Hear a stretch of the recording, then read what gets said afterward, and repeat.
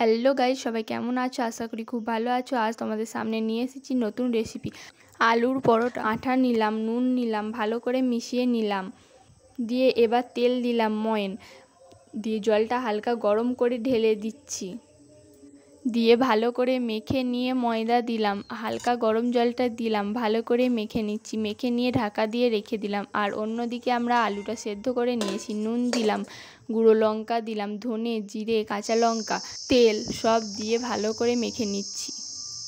মেখে নেওয়ার পরে আমরা ছোট ছোট গোল আকারে শেপ দিয়ে নিচ্ছি। আর অন্যদিকে আমরা ময়দাটা আরেকবার ভালো করে মেখে নিয়ে বেলে নিচ্ছি। অল্প বেলা হয়ে গেলে আমরা ভেতরে পুর ঢুকিয়ে ভালো করে আবার বেলে নেব।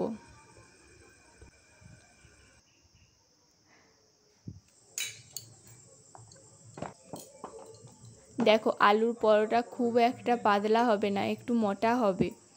দিয়ে আমরা তাওয়াতে ভালো করে সেঁকে নিচ্ছি। সেঁকে নেওয়ার পরে একটু তেল দিয়ে আবার সেঁকে নিচ্ছি।